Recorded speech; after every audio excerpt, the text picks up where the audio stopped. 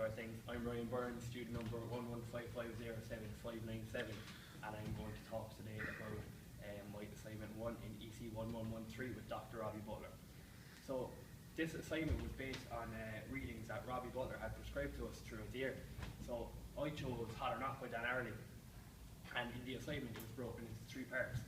Part 1 was an overview of the author, part 2 was the main arguments of the text, and part 3 was the 3 main economic concepts which you found most relevant. So in my overview of the author, I did some research into the background of Dan Early, and I found when he was an 18-year-old boy, he was in an accident which left 70% of his body being burned in the 3rd degree. I found this was Early's inspiration to research in Hot or Not, because beforehand he considered himself to be quite attractive, good with females, and afterwards he felt that his status in the dating market had lessened. So here's a picture of Early after the accident, and as you can see, he's quite severely burned on the right side of his face. Luckily, however, Early did find a woman who he thought to be the love of his life, and he went on to have 2 kids with his wife Sumi, a boy and a girl. This is them on their wedding day. So we move on to the main arguments of the text now. So the main arguments of the text was how people deal with their own physical limitations when looking for a mating partner on the dating market. So for Early, there was 3 main things. There was the altering of perception of aesthetics, which basically would have been changing what you'd look for in a woman or a man. Such as if you were to look for a tall blonde lady, but you could only get short brunette ladies, you might change and chase after short brunette ladies. Number 2 would have been the re-ranking of attributes.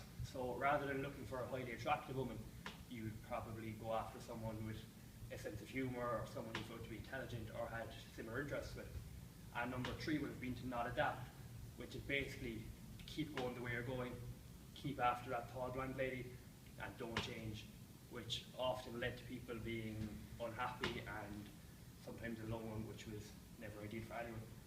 So Early found that number 2, the ranking of attributes, was the most common factor, and he thought about this. Then we move on to the economic concepts. The 3 main ones that I thought were relevant for the reading were incentives, rationality, and supply and demand. So in incentives, an incentive is a thing that motivates or encourages one to do something. Early's accident acted as an incentive into his research in Hot or Not. So he thought about things that he hadn't had to think about before, such as where he belonged in the dating market. Not only did he think of the incentive change from his point of view, he also thought of the incentive changes from the female's point of view. Whereas once they were dating a hot 18-year-old, 19-year-old boy with bring status, now he was a boy with 70% of his body severe burns. We move on to rationality. Perfect rationality assumes that we are 100% deductive, have access to all information, are aware of what will happen in the future, and always deal with unambiguous, well-defined problems. So Early's change in circumstance forced him to think rationally about the dating market, something which he wouldn't have had to do before. It led him to think of the problems faced by those on the lower rungs of the attractiveness ladder, such as not being able to obtain what you want or having to change what you want. Then we move on to the supply and demand aspect of it. Supply and demand is not something you typically associate with the dating market. However, when I was looking at Early research, I found that it was actually quite a big part of it. In his research into Hot or Not, their sample had 75% men and 25% women. Now, by the law of supply and demand, it would lead us to believe that those women actually became more sought after. So if a woman was meant to get someone on their own attractiveness scale, by theory, she would be brought up on the attractiveness ladder because there wasn't very many women present. So this might have been a flaw in his research, and it was something I noticed when I was reading it.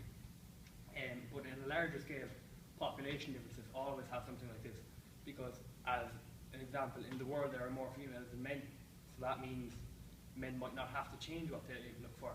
They might keep their attributes and a woman might have to settle. So thank you for listening, and